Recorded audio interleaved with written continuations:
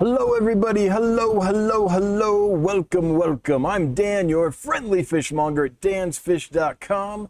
I'm glad you could join us here on a Wednesday evening. We do this every Wednesday. It's 7 p.m. Mountain Time, that is 9 Eastern for those who might be mountain challenged. Thanks for joining us. I think we have an awesome show tonight. I'm gonna give you the shipping report. I'm going to talk about a giveaway. We're giving away a really cool fish today. Can't wait to talk about that. And then I'm going to tell you about the Keystone Clash. That was an awesome fish convention. Had a great time there. Tell you a little bit about that. And then we'll get to your questions and comments. So let's start, as we always do, with the shipping report. By the way, you might notice we've changed a lot of technologies. So if you cannot hear me and cannot see me, let me know now, because I'm assuming everything's working okay. Okay, shipping report.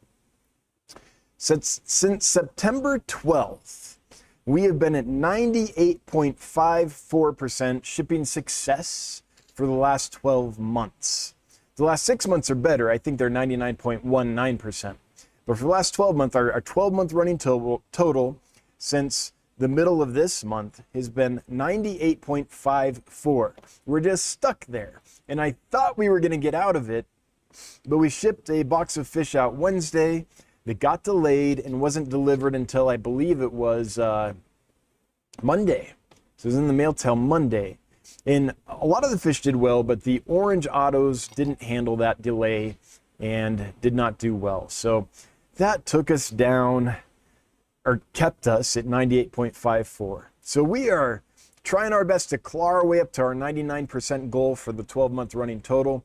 We're on the right trajectory by these like tiny little hundredths of a percent increments. We're gradually getting there, but we've been stuck for a couple weeks. So I'm hoping that this week is the one that gets us over that hump. I just splashed water everywhere. And for those who might be new, what the shipping report is if a customer has a problem with the fish that was shipped, it arrived DOA or arrived in really bad shape or something and dies later, then when they report that to us, we calculate that percentage. So that's how we come up with that shipping report.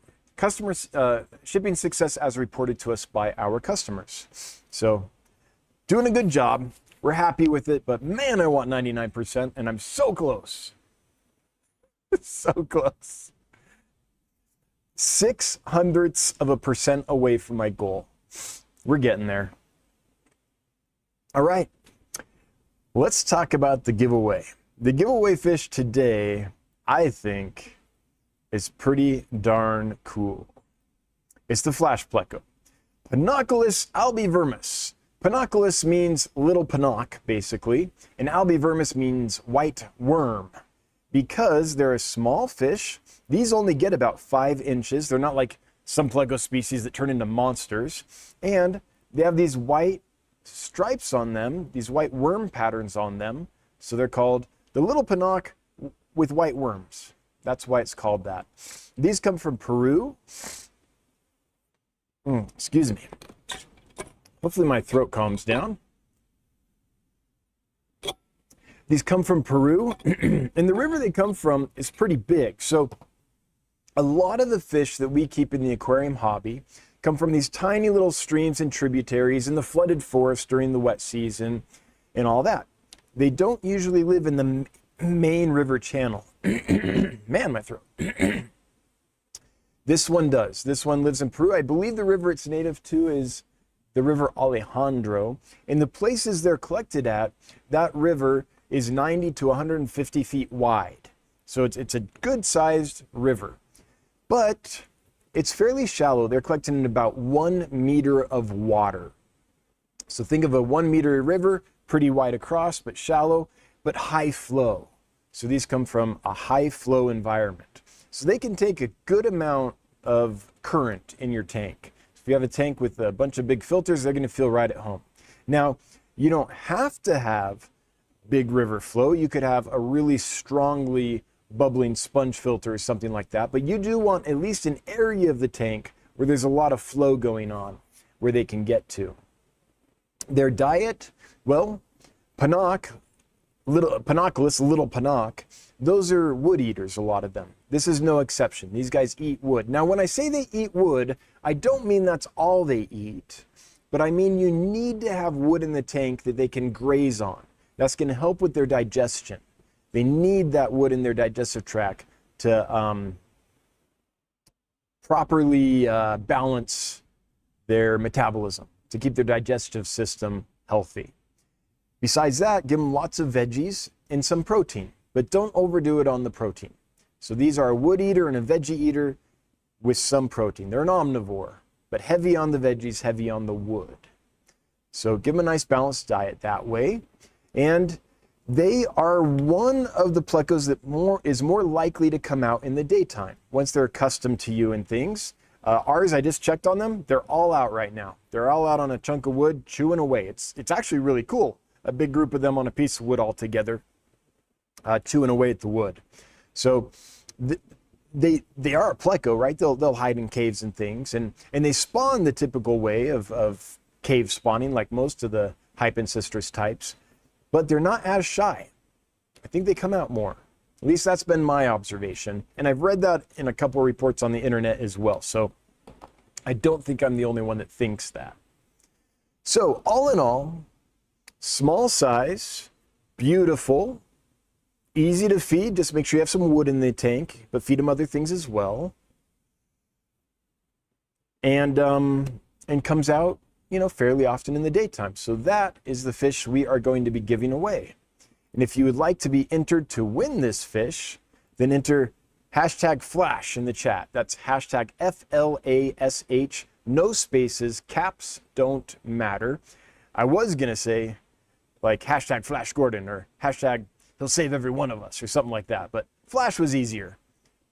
5 letters. We can manage that.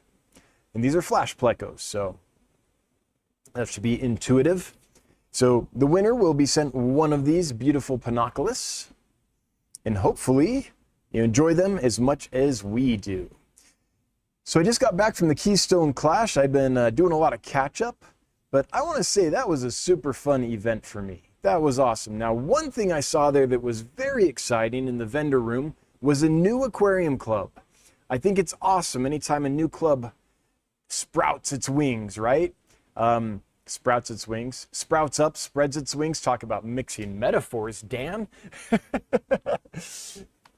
I love seeing that. I think clubs are a great thing for the hobby. It's a place for fish nerds to congregate and enjoy the company of other fish nerds. It's a place for beginners to go and have access to a lot of information. They can find a mentor there as they get deeper and deeper into the aquarium hobby. And it's a place to find really cool fish for a very good price. So I think all that strengthens our hobby for sure. So I like to support clubs any way I can. I like to speak at clubs. I like to, when they have big events, I don't mind donating a gift card to a club or sending fish. Although I send fish less, and I'll tell you why in a minute.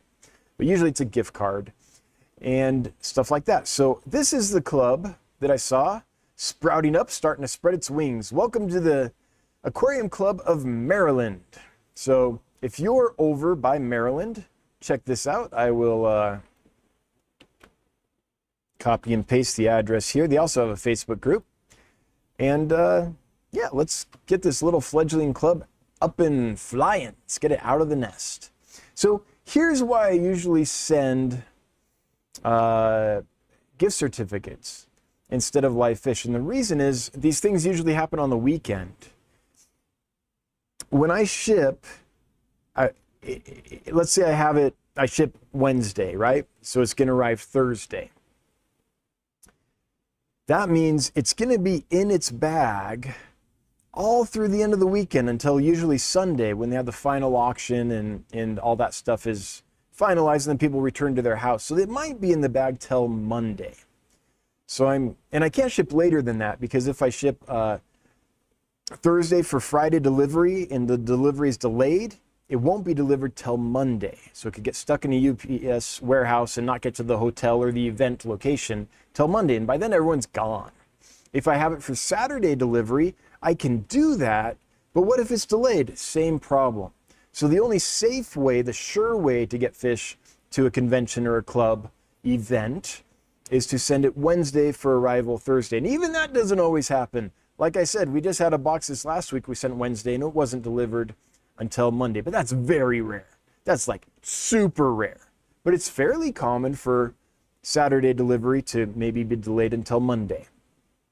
So I don't like the idea of sending a live fish and having it be in the bag since, well, we would prep it for shipping Wednesday. It would go in the bag Wednesday. Then we'd change the water, seal it up, put it in the box Thursday. And if it's delayed,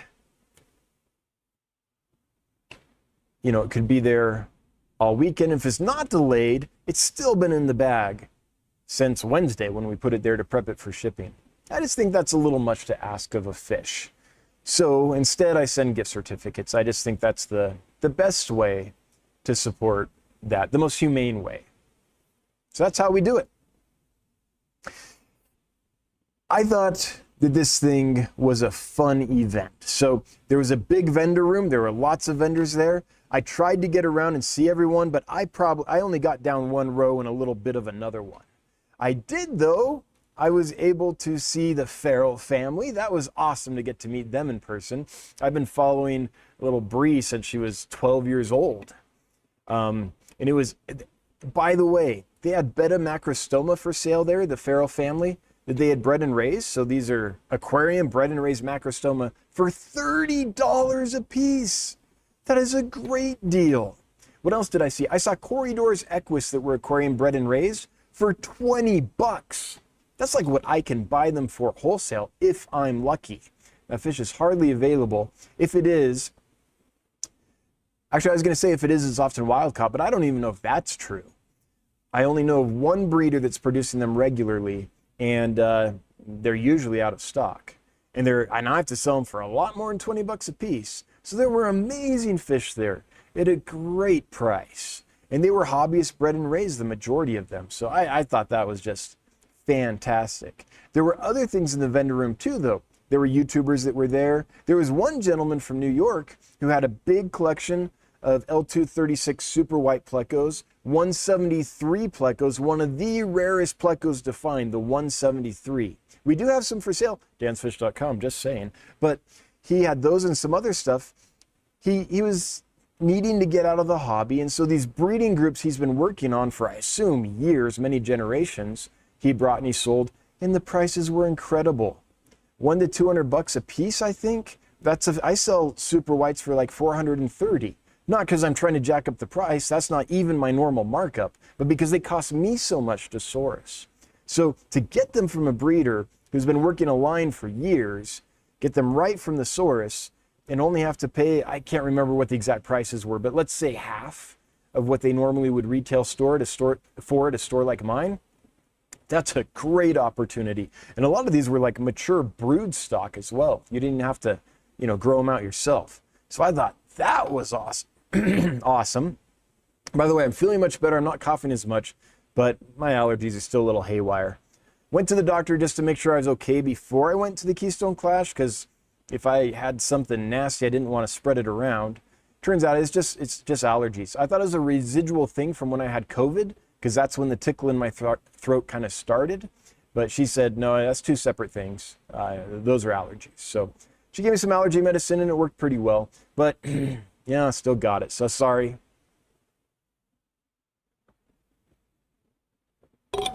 So anyway, that was the vendor room. Apart from that, there was the show.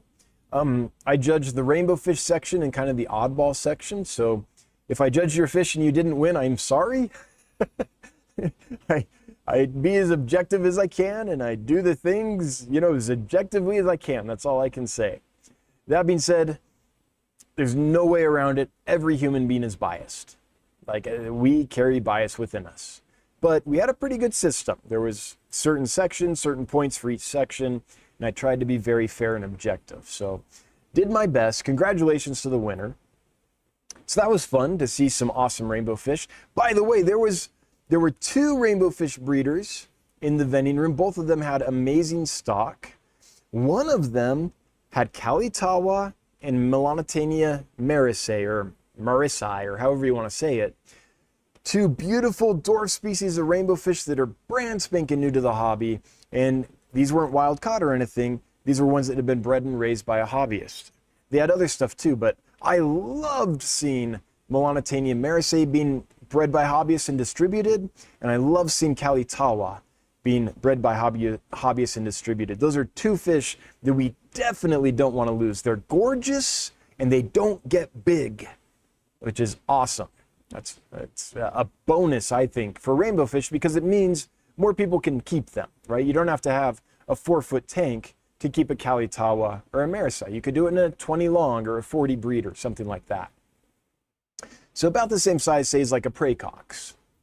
But man, I think the Kalitawa just knocks the socks off the Praecox color-wise. They're both pretty, you know. In one setup, one might look better than another, depending on the plants and the decorations and all that. But that was awesome to see. So vendor room, I thought, was awesome. The show was great. They had an aquascape contest. I know nothing about aquascaping, but I like to look. I like to look at pretty things. So I went and looked at pretty things and had fun. The other thing they did was tanks for kids. So they had all these tanks where if you were a kid, you could come, you set up your tank, and then you get to take it home with you, which was awesome. You know, a good way to get kids into the hobby. So that was good. And the last thing was the speakers. I attended every speaker except for Andres. I'm so sorry I was not able to see either of your presentations. The first one, I had finished my talk and I was running a million miles an hour and I had to eat. So I just went to the local place in the hotel and got something as quick as I can. But I was done about 10 minutes after the presentation started and I didn't know the doors locked. So I tried to sneak in late, but the door was locked. I literally couldn't get in. And then the second time, that's when I had to be judging the fish. So I really wanted to see Andres' talks. He did one on Epistogramma and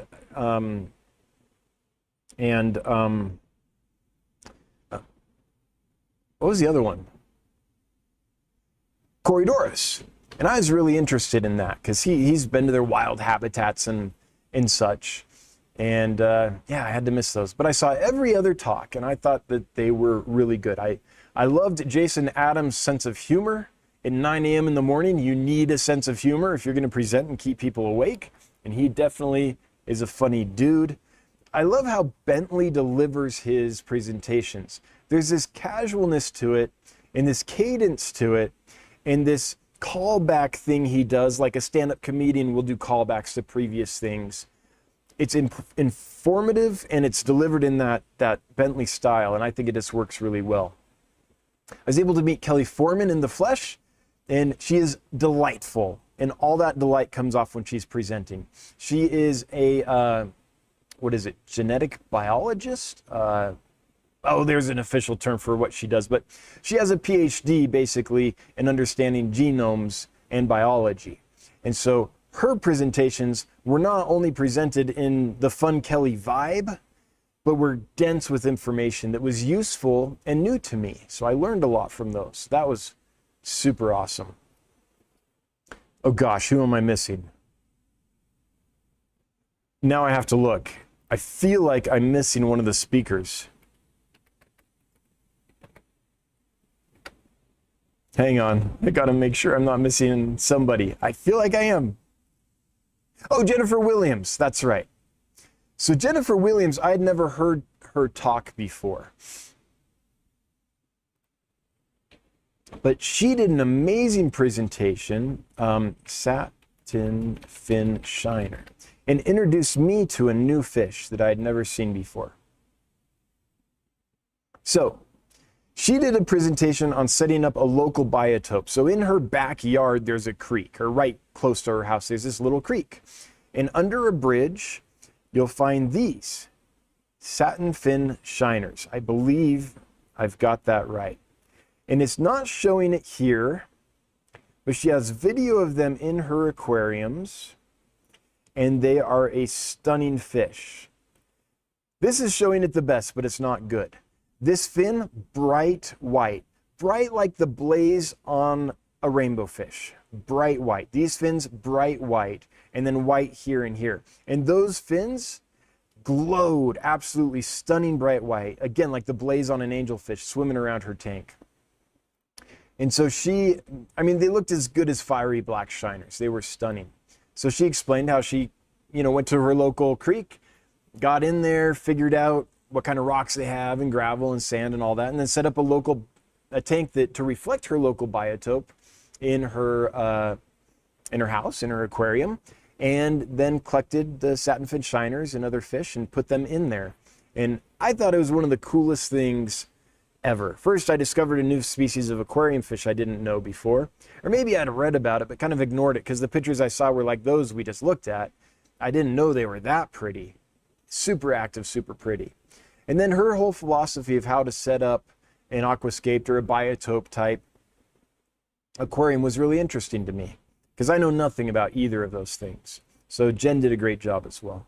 So anyway, there was a massive auction at the end. Like, I liked everything about it. The one drawback is it's not huge, it's not a deal breaker, but the hotel's a little distant from things. So if you're coming with your spouse and your spouse is not into fish, there might not be a lot for them to do unless they drive a little ways. I mean, there's towns around, but like with immediate walking distance, not a whole lot. So that's the only thing. But besides that, I thought it was fantastic. And even that didn't bother me at all because I'm a fish nerd. I spent all my time doing the fish stuff. That's what I wanted to do. But Paul Soltero, his wife didn't come, and I think it's probably because there was nothing for her to do there. So just keep that in mind if you go to the next one. Yeah, so that was the Clash in my experience. It was a whirlwind. Travel takes it out of you, but man, it was fun. I really enjoyed that. So yeah, if there's any other clubs that are looking for a speaker, I have 2 presentations that I feel like are in really good shape. I did one on killifish before that developed these 2, and that worked well, but the problem is if there was a technological difficulty, and every time I tried to give it a club there was, then it kind of fell flat because it relied on a lot of technology to work. The 2 I do now, one doesn't rely on any technology, and it's basically how to ship fish so 99% of them arrive alive. It's the whole philosophy behind how we ship, the principles we keep in mind when we ship and how we ship. That's one area that I think the industry does a really poor job. I know the industry does a really poor job of. And we could have a kinder, gentler industry with healthier fish if the industry shipped differently and if us hobbyists shipped to each other differently as well. So I think that's an important one, and no tech required. I just need like an extension cord and some outlets so I can plug in my equipment and use it. And then the other one, which I gave for the first time at the Keystone Clash, was a detail of building a new kind of fish store. So basically from the ground up, not even from the ground up, from the first idea of building this fish warehouse to it coming to fruition, the process, the reason we did it, the way we did it, how we operate, our kind of mindset and how we do these things and why we built it this way, all that. And I think that there's a couple things I'm going to change. This was my first time giving it. But the main thing is that we had an hour and 15 minutes, and it took me like an hour to get through it, and I wanted more time for questions than that. There was a lot of questions and discussion afterwards, and it kind of pushed us past the hour 15-minute mark. So I need to find a way to trim it down a little bit so it's not quite so long, so that I can give it in an hour, including the question. So I need to get that down to like 45 minutes, something like that. Maybe an hour, but I don't know. I just felt like I wanted more time for questions. So that but that's a minor thing. I have a good sense of a crowd from my days on the stage. For those that don't know, my background is in the theater, and I thought that went well, even though it was an hour long. I felt the audience engaged with it, so I don't think that it was bad. I just think I'd like to trim it a little more for logistics reasons. And I think I finally know what to do on the how to ship fish so they arrive alive 99% of the time. I think I know what to do this time to improve that. One mistake I made was, it was kind of a big hall, and I wanted people to be able to see. So I said, if you want to come up and stand around me. Like, so people came up and they stood on the sides and kind of around the sides and back of the table so they could see closely what I was doing without blocking the view of those that were sitting in the audience. And I called them up, and then I realized that there were a lot of people that had questions, and there was a lot of exposition I had to do before I actually got to the meat of the sealing the bags and things. So I think it was good to do that so they could come up and see it, but I should have had them come up later, because they came up and they were standing there for a while before we got to the part where they really needed to be able to see what we were doing and be able to participate in it. So I'll make that little change. That was kind of a last minute adjustment I did because I saw how big the hall was, and I was just trying to find a way to make it so everyone could see. So, I mean, everyone did see. I succeeded in that, but I think they might have felt a little awkward. Sorry, I've got to take this. Hey, Ross, you're live on YouTube. I'm doing my live stream. What's up?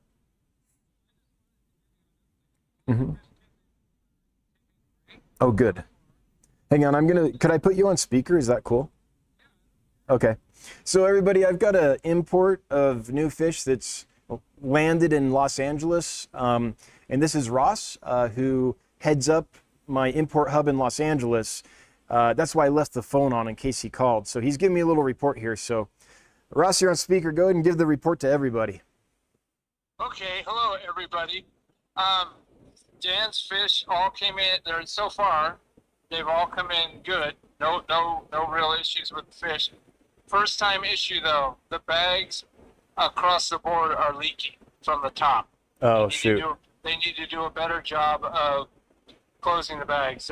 That's what was wrong with those boxes that I told you earlier that were covered with plastic.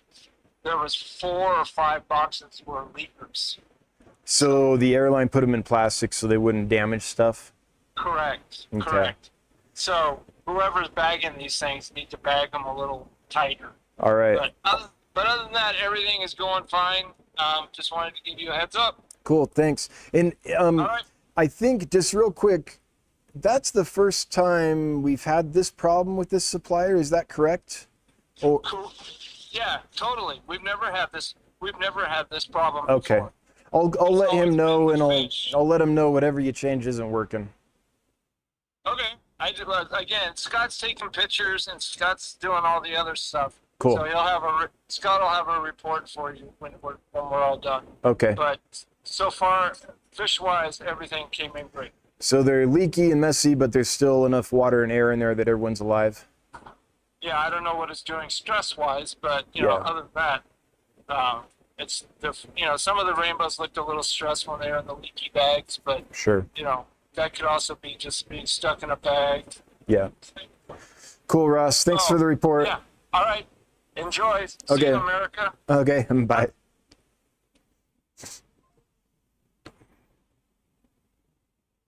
So sorry, guys. I meant to mention that at the beginning, that I needed to leave my phone on in case someone needed to get a hold of me regarding the import that is in process right now. But hopefully that was interesting to kind of hear behind the curtain what happens. So yeah, this is a supplier I've ordered from many times. They're the best industrial supplier that I've found. They breed a lot of stuff, they collect a lot of stuff, and I'm able to get it directly from them. So the supply chain when I buy from them is much shorter, and since they're the ones that literally bred and collected a lot of the fish they're sending me, they know them really well. They didn't just source. A lot of times when you, how do I put this? A lot of times what an exporter will do is they might not raise any fish at all. They will just, it's like I'm wearing a ring. They'll just source fish from lots of farms and breeders around them. And so what happens is, let's say they typically ship out on Saturday. Then throughout the week, they're collecting all these fish from all these sources around them, and they're probably being kept in bags and probably changing the water on the bags. And then come Saturday, they pack them all up, put them on a plane, and they come to the United States. Well, they aren't really intimately familiar with that fish because they didn't breed it. They don't have a long history with it. They don't know, they haven't seen. A lot of the breeders, they know their fish for generations, right? So it's nice when I can buy directly from the breeder or the person that collected and stuff, because they know the fish intimately. They know the habitat if they collected it. They went and they saw it. They understand what it needs. Or if they bred it, same thing, right? So that's one reason I really like working with this source. And in all the times we've been working with them, there hasn't been much in the way of leaking bags. It sounds like they might have changed something. So I'm gonna get in touch with them and say, hey, this time there was a lot of leakers. What changed? Well, don't do that anymore. So, sometimes we try to progress and make things better, and it's like, oh, that doesn't work, and we have to take a step back and rethink things. But I'm just glad to hear that even the ones that were leaking were not in such bad shape that, there was not enough air or water left in the bag, and the fish are doing okay. That's what I'm concerned about. Okay. What was I talking about? Before the phone call, would someone remind me? So anyway, yeah, Keystone Clash was awesome. And the other great part was just hanging out with fish nerds. Got to meet a lot of people in person for the first time, and that was pretty awesome. Okay. Okay, I need one more drink, and then we'll launch into your questions and comments. Oh, yeah. So I was talking about the presentations I gave. Yeah, I think that they're in pretty good shape. So if you're a club and you want a speaker, up until recently, I've pretty much said no to everybody because we've been so busy getting this business up and scaled and things. But now we're to the point where we have a strong team, everyone knows what to do, and I can actually go and speak at conventions and clubs and things. So now I'm saying yes. Okay. With that, we're going to get to your questions and comments. Before we do that, I want to thank my moderators. Oh, hang on, last one for a bit, I hope. I want to thank my moderators for being here and moderating. Thanks so much. Appreciate all your efforts. There are 264 people here watching. We can up that number. So if you're watching and you can think of someone who would enjoy this kind of content, would you share this out to them? Let's grow the numbers. We're at 25,000 subs right now, which is a milestone for us. That's pretty cool. We're trying to get to 30. So if you wouldn't mind sharing this out or subscribing, if you haven't subscribed, that would be greatly appreciated. Thank you. Thank you. Thank you. All right. Cowboy Corey has joined the Fishmonger crew. Cowboy Corey, thanks for becoming a member of the channel. I really appreciate it. Those memberships are super helpful. Kelly Foreman, we love meeting you too, Dan. Thanks, Kelly. I had a blast with you guys. And thanks for lunch, dinner, whatever it was. Thanks for the meal. It was good to get to know you guys. Brian, been a member for a year. How time flies. Oh, dang, 1 year. Hi, Dan. I need more tanks for grow out. The struggle is real. Okay, back to picking eggs. Hashtag breeding is pleasure. Sounds like you're living life right, Brian. All right, with that, I'm going to get to your questions and comments. If you don't know how this works, what I'm looking for as I scroll down the chat is these bright orange boxes. To make it turn bright orange, type Dan's Fish or @DansFish or hashtag Dan's Fish and select my name, my channel name from the little pop-up box, and it'll turn bright orange for me, and I'll know that you're trying to get my attention. If it doesn't turn bright orange, I assume you're just talking among yourselves, having a good time, and I don't tend to catch those. And the reason is I don't want to sit here like this, right? I don't want to sit here and read through all these comments looking for the one that is meant for me, because that's going to be dead air time. That's going to be super boring. So I can just jump from this one to this one to this one and just get the stuff that is meant for me and not have, you know, really boring television. So that's why we do that. Fishy Untantix, great to meet you. Yeah, it was awesome to see you. You and everyone else. I met a lot of people. Every time I meet someone, I'd be like, hey, good to meet you. What's your username? And they'd tell me their username, and then it all made sense. If I win, give it to Dee Dee's. All right. Dee Dee might be getting a Pleco. Richard Reynolds, I emailed you that video with the pseudomugils we were talking about. Let's see here. Well, I won't check it on the computer. I've learned not to do that because then I accidentally share sensitive information on the live stream. So let me just see if I got it.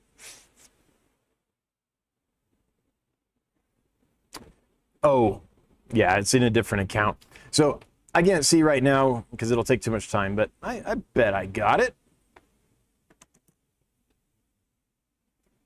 Fish and Outdoors with Lando. If I win, give it to Vibes. And if he wants it. Okay, yeah. So, okay, I'm not going to remember all these. Mountaintop Puffer Keeper. My Cross River Puffer colony is going well. Day 14. Awesome. It's been quite an experience figuring out the site breaks, best foods, and feeding schedule to limit aggression on this project. Well, keep learning, figure it all out, and then clue the rest of us in. That is one beautiful puffer, and I hope we can have more available that are, you know, aquarium bred and raised one day. That would be just amazing. Jen Bachman, the How to Build a Fish Store talk was fascinating. Yeah, I think that's the one that went over best. Just because, you know, having everyone stand there for a while before it's really time for them was a big mistake. I hopefully they enjoyed it anyway. Okay. People were very excited about the warehouse talk. Chonsworth. Hey, Chonsworth. I have South American puffers. I can't seem to grow out. I removed the aggressive eaters from the tank. They love their massivore and bloodworms, but not staying bigger or growing. Any thoughts or suggestions?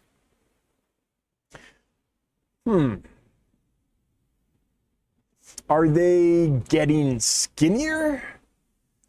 Because the only thought I could think of is that maybe they need another round of anti-parasite medications. But that would only be the case if they're like, you know, actively losing weight. They're starting to get pinched and things like that. Well, that might not only be the case. I guess there's lots of cases where that could be the case. Gotta stop saying case so much. But you remove the aggressive eaters. They're eating their massivore. They're eating their bloodworms. Okay, I have a question. What is the biggest Amazon puffer anyone here has had? How big does your Amazon puffer get? Because I've read that their max size is somewhere like around, what, 3 to 4 inches, something like that. Let's take a quick field trip. But I don't think I've ever seen them bigger than 2.5. Even when I've been to people's homes and seen them in their tanks and they've had them for a long, long time. Okay. Amazon puffers. Hopefully I talk about their size in this article. Yeah, they usually only grow to about 3 inches. Here at dansfish.com, we've never seen them close to 5. Yeah, the largest one on record is 5 inches. I think 2.5 inches is the biggest I've ever seen them, even when someone's had them for quite a long time. And there's one person that lives nearby or used to live nearby that bought them from me and had them in is that a 125-gallon tank, if I'm not mistaken, like a big tank. And they still were, 2.5 inches. So I'm not sure how big they actually get. So I would say this, Chonsworth, if they're not skinny, if they have good body weight, and they're just not growing, then maybe there's nothing wrong. Maybe they just don't get as big normally as we read. I've never seen monsters. Or maybe they're one of those fish that grow really quick at the beginning, but then don't really mature out until it's time to breed again. So there are fish that do this, such as Rummy-nosed tetras. I've been doing a deep dive on Rummy-nosed tetras lately, and the females mature with the onset of the rainy season. So with the rainy season, kind of that shock and change and all the environment and stuff, that cues them into mature. And that's when they finally mature out. And up till then, they save their energy. They don't get so big. The Amazon puffer follows that breeding cycle where with the onset of the rainy season, it leaves the main river channel, goes out and breeds, and then comes back. So it might be that they need the same triggers. Now, I have no idea. I've literally been nerding out for 2 days on Rummy-nosed tetras, which do that. So that's why it's in my head. So I don't know if that's the case. But are they fat? Do they have good body weight? And I'll scroll down here, and well, if I scroll, I'll miss a lot of chat. So I'm going to wait till I get down there and see if other people have their puffers grow big or not, and we can get a sense if you're in the right realm size-wise compared to everyone else. Let's do that. Sherry Lynn, 1015. We saw both of your talks to the Clash. My husband was the one asking all the questions at your warehouse talk. Oh, there were lots of people doing that. We both enjoyed them and learned a lot. Well, I'm glad to hear it. I had a great time. If only the shipper had gone to the Clash and watched the Dan's Fish presentation. Yeah. For the leaky bags.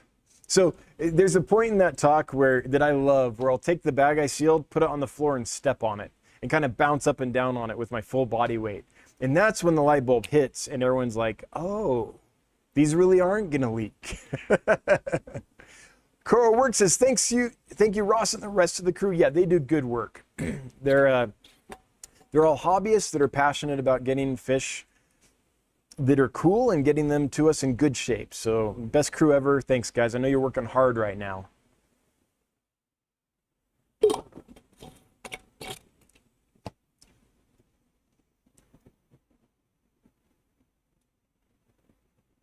Okay, the next one I see is Jeff Pelham's Aquatics. Did you get any betta macrostoma for $30? I did not. They did sell out, so I did not. And honestly, I don't usually buy fish from conventions and fish shows and things if I have to fly. If I'm within driving distance, then maybe I would. But the idea of trying to figure out how to get all that through the airline, I mean, air travel's stressful enough, so I tend to not do it if I'm flying. Okay, Irvine Khalifa. Did I say that right? Khalifa or Kalfa? I can't quite tell.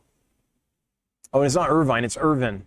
I'm failing on all fronts. Irvin, hello. I recently got 4 Wanamensis from you. The fish were in great shape and started eating right away. Do you have any recommendations on how to take care of them? The main thing with the Wanamensis that I would say is you're going to want space, because they're going to grow into nice big fish. So I would give them plenty of space. And with rainbow fish, I think it's important to keep the water quality up. I think it's good to have regular water changes and keep the decaying organics in the tank at a low level, and definitely not have, you know, ammonia or nitrite or high nitrates.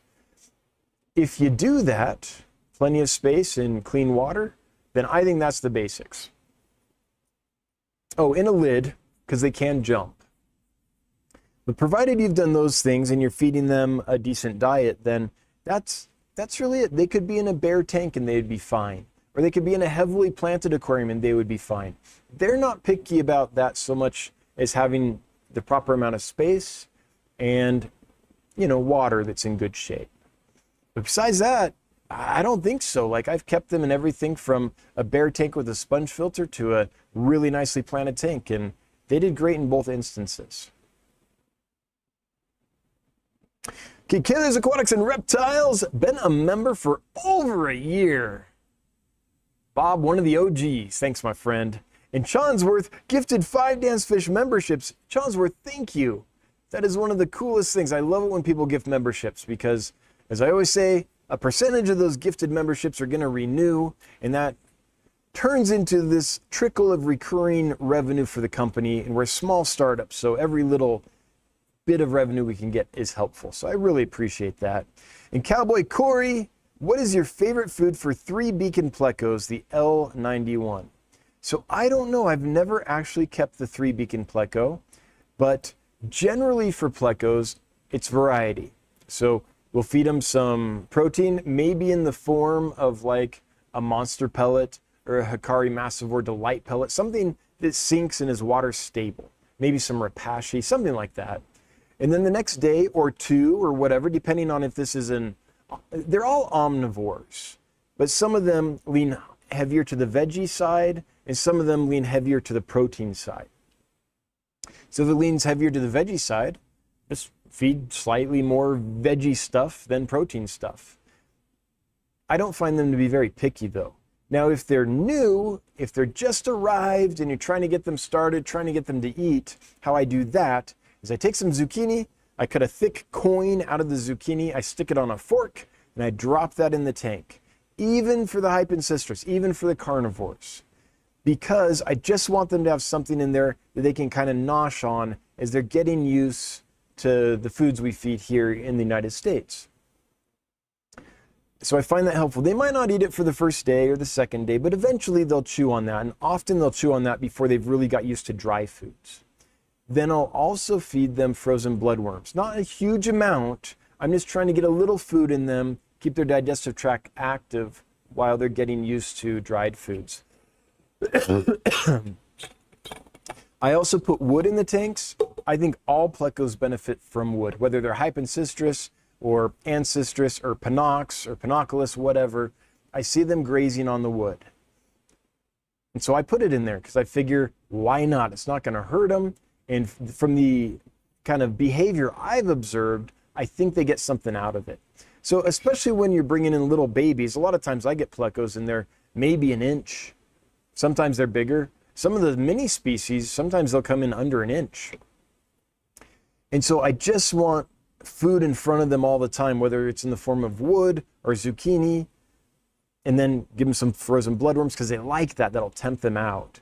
And then I gradually mix in like pellets, sinking pellets that are water stable, or you could use Rapashi or what have you.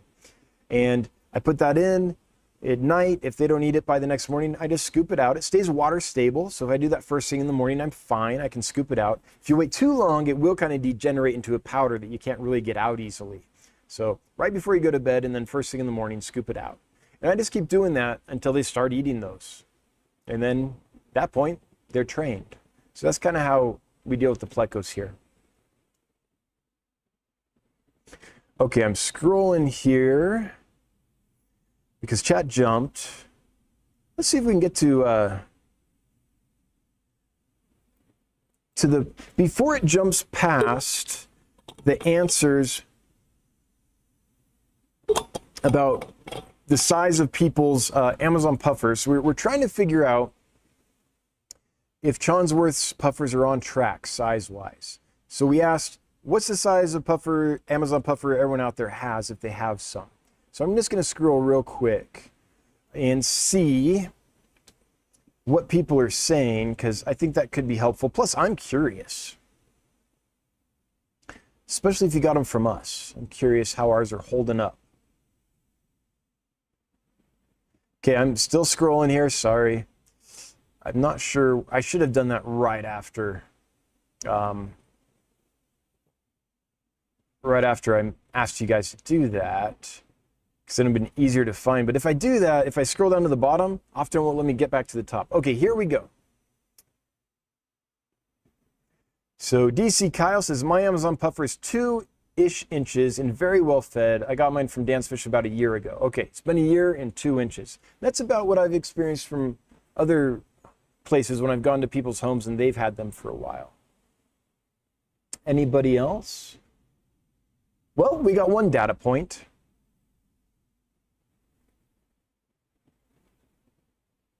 Okay, well, thanks for sharing that. We appreciate that. Okay, Scorpion's Pets. My rhino gobies are breeding. Awesome. Goal. You made a golazo. Breeding is pleasure, my friend. That's great. May you raise so many babies so I can buy them all from you. Rhino gobies are some of my favorite fish ever. They're just fantastic. Kelly Brent Moody. Will you be at Aquashella Daytona this year? I don't have any plans to go yet. But people keep telling me how awesome it is. Jason Adams was definitely selling me hard on it. But I don't have any plans to go yet. If they wanted me to speak, I would go for sure.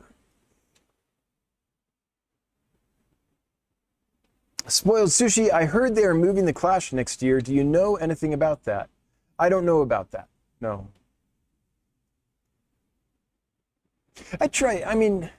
Okay.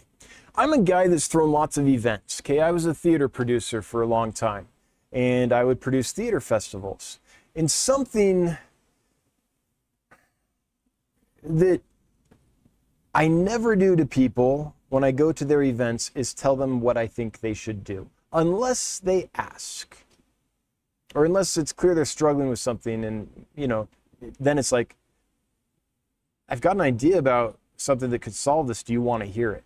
The reason is a guy that's thrown tons of events, I've gotten very tired of what I call idea people. These are the people that come to you and tell you all these ideas about what you should do. And what they don't realize is you're already running as fast as you can. But you can't take on anything new. And plus, most of their ideas are not practical, and there's no way to do them. And so you've got someone that's in a high stress situation, right? They're a puppet master with many, many strings.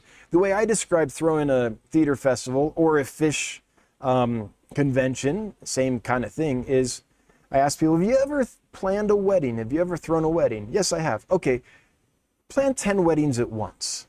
That's kind of what it's like, especially a theater festival, because there's multiple shows and multiple events, and each one is its own wedding. But anyway, you're in a high stress situation. All of your capacity, physically, mentally, the capacity of your brain to think and make decisions and make stuff happen, it's already at its limit. So these idea people come down and they're like, hey, you should do this and you should do this and do this and I didn't like this, and it's just like, I'm already at my limit. I can't take on more, right? That's idea people. So when I go to events like this event, especially when they're thrown by volunteers, my job is to support.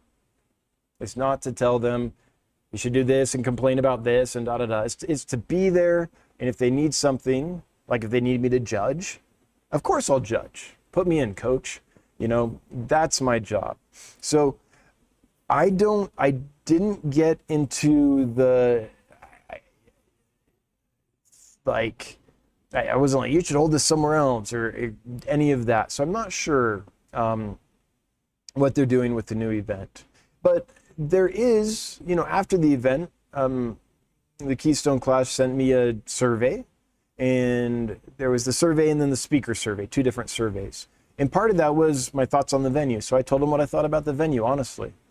I still think, even though that venue is kind of remote from other things, that for a fish nerd, it's an awesome event and totally worth going to. I just think your spouse is going to have a little trouble. Sorry, I just got a message and I wanted to make sure it wasn't the crew in Los Angeles needing help. So I still think it's an awesome event. Scorpion's Pets. Do you know how to raise baby rhino horn gobies? Do they need brackish as young? Mine are breeding and I don't know. Are they rhino horn gobies or are they rhino gobius?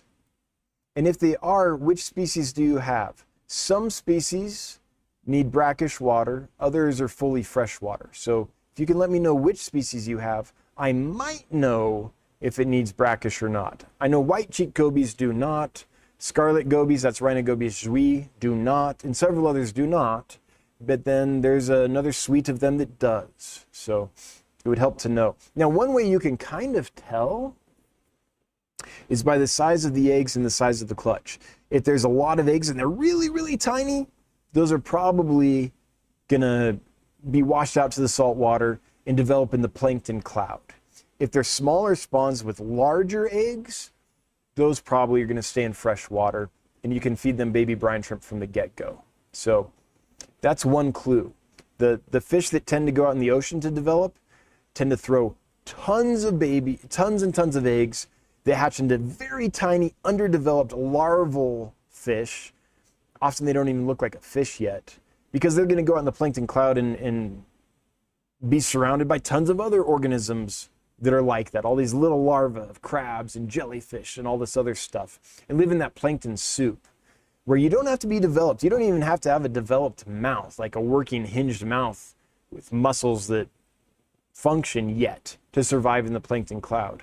But if you're going to survive in fresh water, you have to be developed more by the time you're free swimming and need to eat.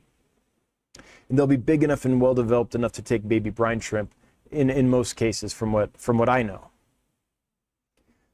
Arctic ram. My ram's cold. He's in the Arctic. I just got some Pelvicochromis. Oh, I don't even know this one. Drachenfelsi. Let's look at this. Or do I know it just under a different name? Sometimes they change the names on me, and then I don't know that. No, you know what? I don't know if this is one that I am familiar with. What a beauty. I love all these West African dwarf cichlids. Oh man, these are neat. Look at that, look at that. It's like an alba marginata or chinoides or a betamacrostoma on the tail there, that black marginal line. Wow, that's neat. And I'm trying to find a cool ditherfish from Cameroon. Well, there's a lot of small lamp-eye killifish from Cameroon. So if you can find a school of like Procatopus,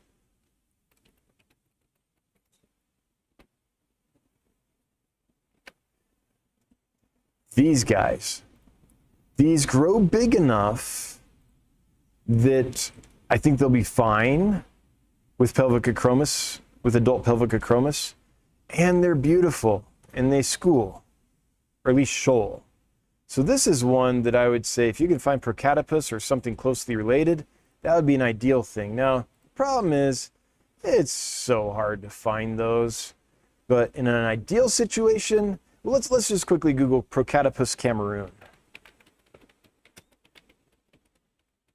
and see what comes from Cameroon.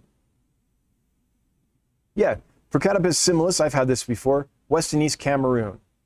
So similis will, and that is a beautiful one. Besides those, I just don't know that many fish from Cameroon. I'm sure there's some tetras and characins that would be awesome, but I don't know Cameroon well enough. Like, I know the fish I get from Nigeria. I know the fish I get from the Congo. There's no exporter from Cameroon that I know of anymore. There used to be. And so I haven't had a chance to bring those in. So I'm not sure which types of tetras they have, that, or barbs even. They probably have some barbs too. They would be a good dither fish. So my best idea with my limited knowledge base of Cameroon fishes would be the lamp eyes. Plus I love killies, they're my favorite. All right, Tex.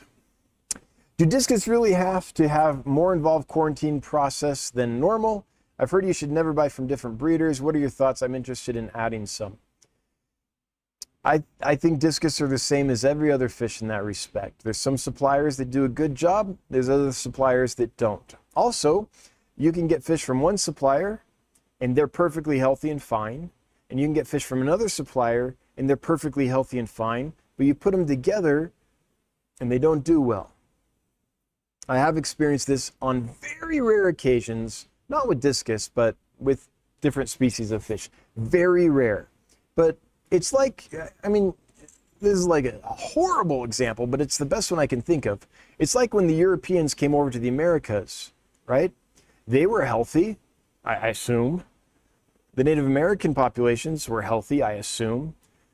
But when they mixed, smallpox devastated the Native American populations. The Europeans could have it, carry it, and still be perfectly healthy, but the Native Americans had no immunity. So when you take fish from different suppliers and put them together, that's the risk you run. There might be a supplier whose fish are perfectly healthy, but they carry something that fish from another supplier have never been exposed to, and then you could have a wipeout. And I have experienced that. It does happen. And not just with discus. So I wouldn't say that the rules are any different with discus than any other fish in that regard. They're more expensive, which is why I think people are so crazy about quarantining them. But we're crazy about quarantining all our fish. So we treat the discus the same. So it kind of depends on the supplier, and it kind of depends on that as to what they'll need to be treated with. Some suppliers might have perfectly clean stock. Others might have some parasites. There's a whole gambit you're going to run. So every situation is a little different with them. But I find discus, if they come from a good source, to be really hardy and adapt well to life in aquariums. And depending on the source, sometimes you might need to medicate them, but yeah, I find that they're a cichlid. I find they're pretty hardy fish. All right, get back to work, Scotty, says Geek Boy. Yeah, so Scotty was the chair, I think the chairman of the event. And that guy was working his hiney off for sure. But there's this joke. Someone made a t-shirt that said, "Get back to work, Scotty." Just as a joke. It was hilarious. If you were there, you would understand. It would be funny. Tamara Sirois, do you think that dwarf chain loaches will eat reticulated hillstream fry? Yes, if they get a chance. So many snails, but also so many hillstream fry. I don't want to lose my fry, but I hate snails. So yeah, when those fry are first hatched, those little hillstream fry, they're tiny. And I definitely do think that any active loach is likely to snack on them. Now, I've never tried it, but just what I know about fish eating small fish, I think that would happen. Mansing, how are the spotted Congo puffers doing? They're doing great. They're doing well. We just like to take our time with the puffers. They're expensive fish. They're fish that are different from other fish in how they behave and in their dietary needs. They always come in with parasites because they're a carnivore. So they're in the wild, they're going to be eating prey items, and there's no way you go through life in the wild eating a bunch of prey items without also eating some parasites from those prey items. That's just going to happen. I mean, I think. Say statement with conviction and then undermine it, Dan. I mean, I think. But I don't see how they could be otherwise. So we like to take our time with them. And the other thing is, they're real pets. Like, they have personalities. They're little water dogs, water babies. And so, and often they're pretty expensive. So you really want to make sure someone getting those is you've done everything you can to set them up for success. So we take our time with them. But yeah, they're doing really well. Steve Topper says, "Hi Dan, quickly met you at the Clash with my son. Unfortunately, you were headed one way and I was headed the other. Hope you make it to Central PA again. Really enjoy your channel." Hey Steve, it was good to meet you. I think I remember that. Was that actually out in the hallway outside of the speaker room? When I was trying to get some food so I could go back into Andreas' talk that I missed. I don't remember, but I do remember you introducing me to your son. Yeah. Dark hair? Your son, I think, if I'm remembering the right situation. But sorry it was so brief. There was a lot of that. Rushing around, doing everything that needed to be done. But there were also times when I found a lull and I was actually able to have real conversations with people. And that was the most fun. Johnsworth, my wife has some very chonky puffers in the 3-inch range that have definitely grown faster than mine. Odd. Oh. Well, that's interesting. I mean, clean water and food. That's all I can think of.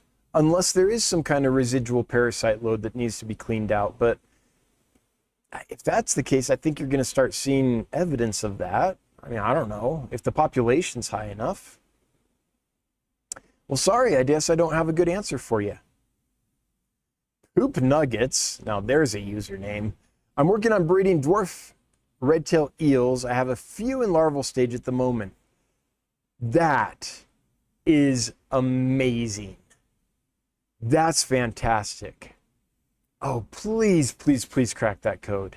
It'd be so nice if we didn't have to import those anymore. That'd be so great. Kayla's Aquatics and Reptiles throwing down a very generous super chat. Bob, thank you so much. Very, very much appreciated. For those that don't know, Bob's an OG. He subscribed way early on. He's also one of our earliest customers back, I think, when we were on Shopify before we even had our own websites. So thanks for sticking with us, Bob. We appreciate you very much. And Jacob Allen threw down a $5 super chat, but I can scroll up, but I can't scroll down and see it. Wait, can I see it here? Okay, good. Celebrate the first super chat from Jacob Allen. Okay. Yay! We celebrated. Sometimes YouTube gives the funniest little things. Okay, now it won't let me get off Jacob Allen's. There it goes.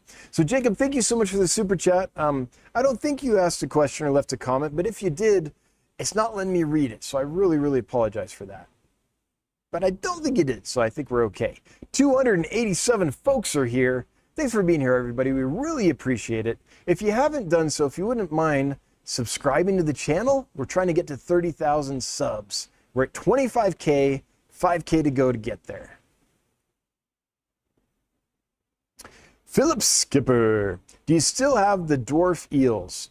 I don't know if, I think we might have some left. We were able to bring a few more in.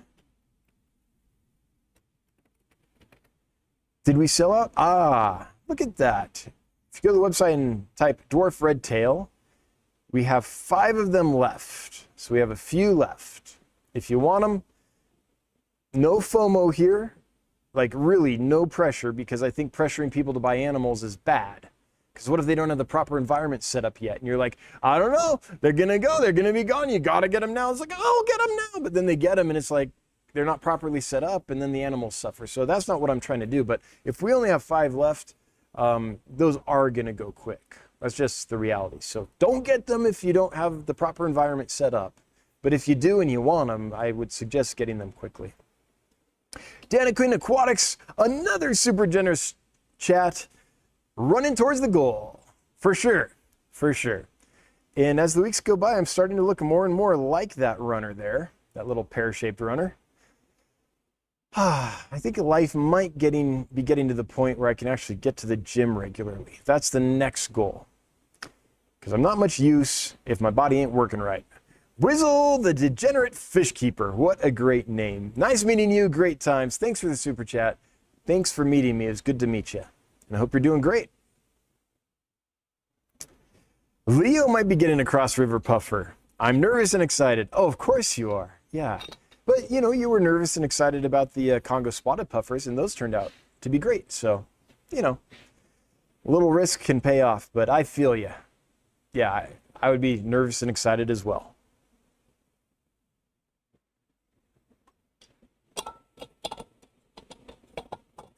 Okay. Scrolling down here. Hey, there's 295 folks here. That's pretty good. Thanks, folks. We got more people. Jacob Allen, thank you for the live streams. Could you suggest any cool fish clubs in Orange County? Thank you. I mean, Coast is close to you. They are in Fountain Valley, I believe.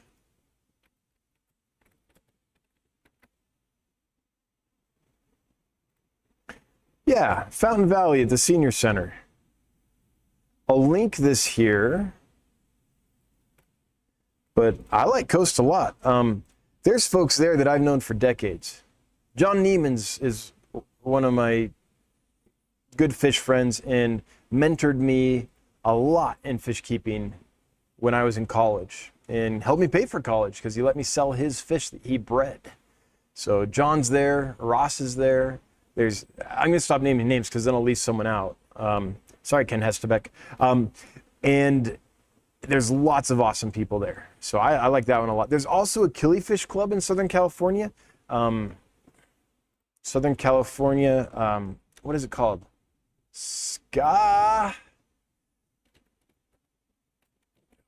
California Killie Club. Yeah, that's what it is. Southern California Killie Club. I'm not sure where they're meeting these days,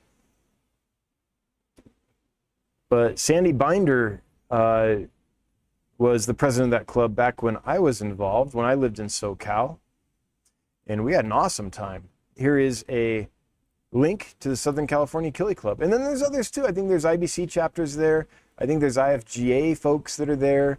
There's a planted aquarium club there from what I understand. So there's actually a lot going on in SoCal. I'm just not sure which ones happen to land right in the OC, but yeah. Dan, welcome to the Fishmonger crew. Thanks for joining up. We appreciate you becoming a member of the channel, Dan. Khaki nurse. Love it. Picturing a nurse in khakis, which is what I think you were going for. Dragon Layer. I have a 6-year-old rummy nose. Pretty sure he's a male. Only one left from a dozen I put in the tank 6 years ago. Now that's not bad because in the wild, they're lucky to live a year. That's one of those species that's not super high up on the food chain. Plus, during the dry season, lots of them perish when habitats dry out and they get caught out of the main river channel. So they're super lucky in the wild to live a year. Yours went 6. That is, for Romeo's Tetra, that's a fantastic, fantastic length of time to live. All right. You know, something else about Amazon puffers that I don't know is I wonder if different locations grow to different sizes. At Chonsworth, did your wife get hers from the same source as you got yours? If so, then I don't know. Then she's just doing something right. But if they're two different sources, they might have come from two different locations. That's possible. Victoria Artis. I was finally able to order the Chilatherina. I said that wrong. Chilatherina, however you say it. Alani-Wapoga I've been staring at for a year and was able to get a red-tailed eel as well. So excited for delivery next week. Thanks, Dan. Oh, I'm excited for you. Both of those are amazing species. And the Chilatherina, the Alanis from Wapoga, there's a reason that they're, you know, often up in the top 3 to 5 of people's favorite rainbow fish of all time. Those are stunning. Those blew people's minds when they were first discovered. Nabokov Fan 87. I'm in the middle of a water change on a shrimp tank, but I just wanted to ask about the cost of fish. Do you compare price of your fish to top-line fish retailers? Do you check for massive price differences? Yes and no. So basically, there's a certain margin I have to make in order to stay in business.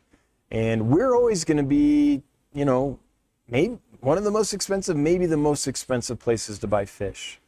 And the reason is when we source our fish, we have them packed in much less dense quantities than is the industry standard. So we might pay 2 to 3 times the cost of freight. And in the normal industry, freight can be 40 to 50% of the cost of bringing fish in. So that has a huge impact. Then we don't sell them right away. We quarantine them for 2 weeks. So they're taking up tank space. We have to recuperate that time that they were taking up. And then we have to care for them. We have to feed them. We have to medicate them. There's all kinds of expenses that we incur by trying to do this in a humane manner and whatever's right for the fish. So we don't really worry about cost. We just worry about doing what's right for the fish. And our gamble is that if we do that, people will notice the difference and buy from us anyway because they'll think it's worth it when they get healthy fish that thrive for them. That being said, I will sometimes compare a price. What would I have to sell it for to make it make sense for the business so we stay in business versus what everyone else is selling it for. And sometimes it's like way over market value. And I don't bring the fish in because I'm like, well, these other people are selling it for much, much less. And I don't think that the market will support that much of a price increase to buy them from us. So it does limit somewhat what I can bring in. That being said, we sell a lot of fish for a lot, well, most of our fish for more than anyone else. For example, we sell neon tetras for $5.99, $6 for neon tetras. You can buy a neon tetra lots of places for maybe $1.99, maybe $2.99. And on sale, probably 99 cents. But the way we operate, I could get a fish for free and still have to sell it for like $6 in order to break even. So that's just the reality. So let's say that a supplier wanted to send me a box of free fish, but I had to pay all the other expenses like I usually pay, the freight and all the other stuff. Then that fish is not free. So it's not so much about the cost of the fish, although it can be. Some fish are just darn expensive for me to source. But it's about, can I bring it in? I know what the landed cost is. I know it's going to cost generally for me to get them healthy and through quarantine and ready for my customers. What price would I have to sell to do that and still stay in business? And is that 6 times what everyone else is selling them for? Maybe that doesn't make sense. Is it 20% to 50% more? That might make sense. Is it double? In some cases, it still makes sense. So I have to take all that into account. The bottom line is there's a margin we have to make or we'll go out of business. And there's a certain amount that I think the market will support. And then beyond that, it just won't. MVP twice. The pygmy sunfish I ordered are doing well, but I think 6 out of 6 of them are male. No. So I have to get more at some point. Do you know if the current batch in the store still has females? I'd have to check. Johnny, do you know off the top of your head? And MVP, would you send us a picture or maybe if you can get clear video of your fish? Because I want to look at them and double check that for you. So if you don't mind sending that, I'm hoping that that's not correct. But if it is and we can confirm that, then we'll try to find some females for you. And if that is the case, I'm really sorry. That's when we really try to sell in a fairly even sex ratio. But, you know, we don't always get them in an even sex ratio, so. Okay, well, I'm glad to hear they're doing well. Hope we can help you get some females. Nick Rector, is it true that by hitting like on the video, my fish will be 10% happier? Of course, at least 10% happier. Yeah, if you like this video, for sure you'll be your fish will be 10% happier. You'll be 20% happier. There's 304, 306 folks here. People know the giveaways are coming. Thanks for being here, everybody. We really appreciate it. Tracy S. How big do flash plecos get? About 5 inches full grown. I need to decide which tank I'm going to put him in. Yeah, they max out at about 5 inches, which is awesome because that means you can keep them in a lot of different tanks. Remember back in the day when all we knew was like the common pleco? How big they get? Like, we're so spoiled now. We have all these different species that stay, 4 to 6 inches. Leo 209, the L91s are technically more of a carnivore pleco. Okay, that's good to know. The 3 beacons, yeah. The ones I'm giving away, the 204s, the flash pleco, a little more of an herbivore. But 91s, the 3 beacons, a little more of a carnivore. In Leo's experience, I've never kept the 3 beacons, so I really haven't dug into that. I don't remember what their dietary needs are.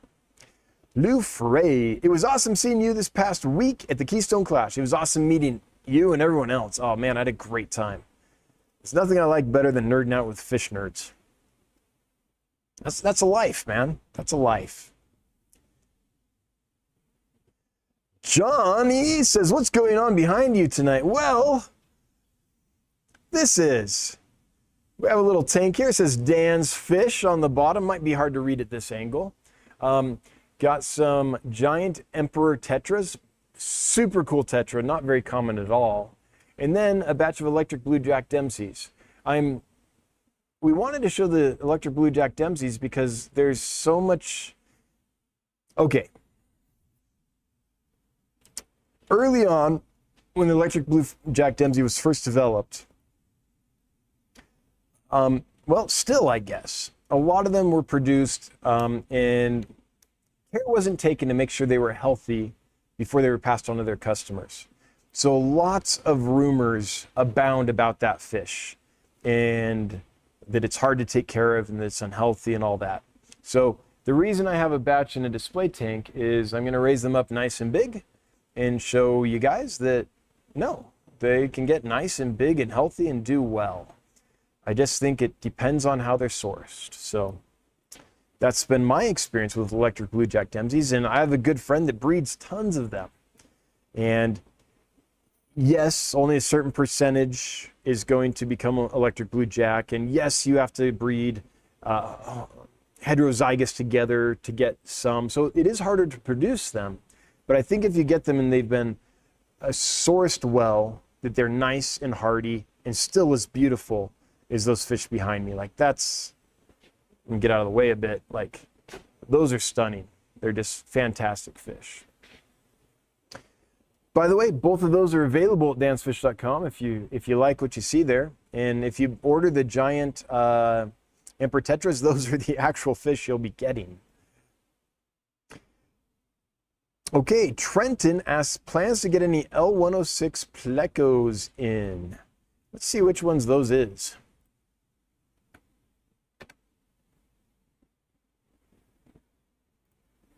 Okay.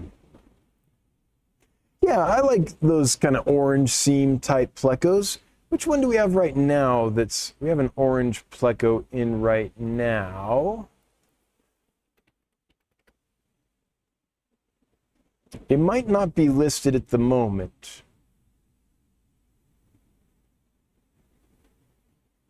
Oh yeah, I'm not seeing it. So we have some that hopefully will be available for sale soon. We're still getting them healthy. Let's see if I can find them. Let's see here, the orange tiger. That's the one we have. So no, we don't have the 106. We've got the 243. Well, that's good to know. So I don't have plans to bring that in immediately, but that is the type of Pleco that I like. I do like those orange seams quite a bit. Kayla's Aquatics and Reptiles throwing down a super chat, and when Kayla does this with Pippi Longstocking at 8:23 my time, that's usually a reminder to go ahead and do the drawing already because we're reaching the end of the chat. So I'm going to do that. Thank you, Bob, for the reminder and for the super chat. All the super chats tonight. That's been awesome. So here we are. This is for a L204 Flash Pleco, Panoculus albivermini, I think is how you say that. The white wormed. And here we go.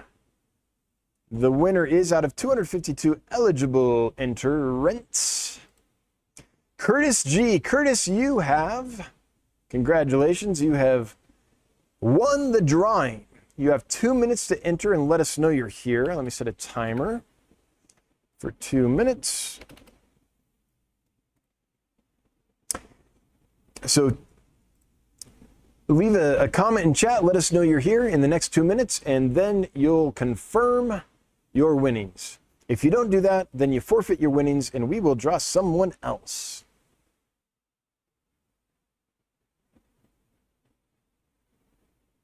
Skipper says it was awesome seeing you again. Likewise. Likewise, Thomas. Always good to see you. All right. Sorry, I need a little lip balm. Okay, we'll get a couple more in while we're waiting, while that 2 minutes goes by. Tracy, yes, in your experience, is it okay to put lampi killies with clown killies? So much info out there that says yes, but the same amount of info says no. What do you think? I think it depends on the lampi. Some lampis get big. Lampricles tanganicanus can grow to 5 inches, and that would definitely harass, if not swallow, a clownkillie. Those Procatopus, they get big enough that I think that they would be a little much for a clownkillie.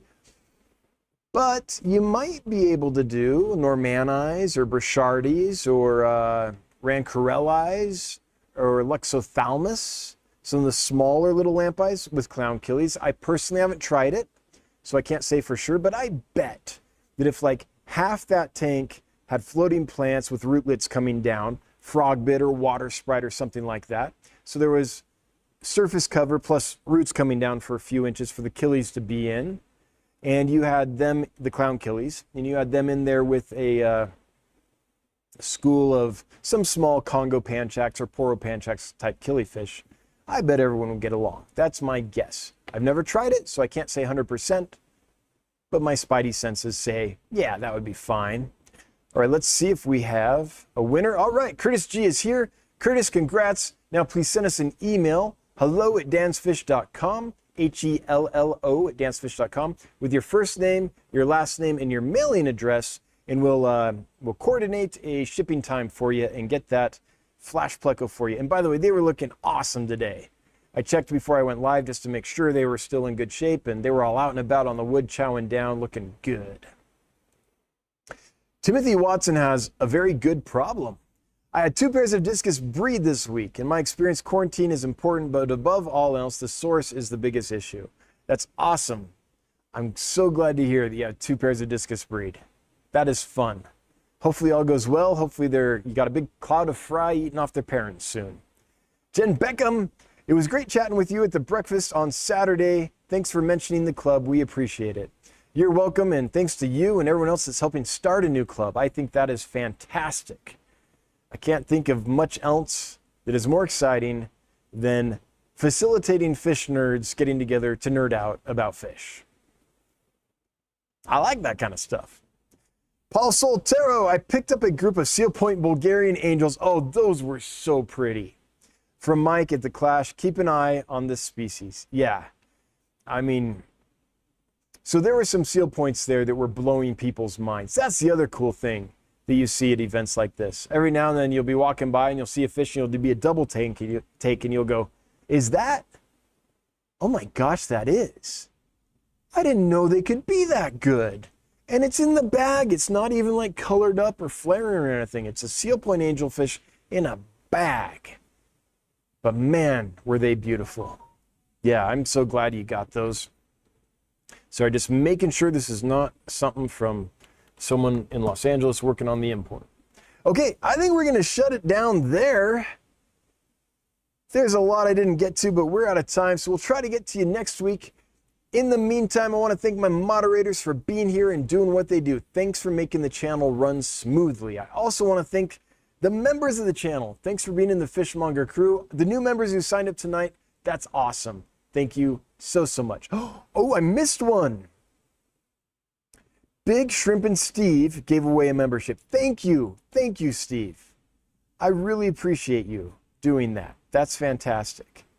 And I'm sorry I didn't see that earlier. Also, if you threw super chats at us, thanks for the money. We always appreciate it. It helps this little startup scale.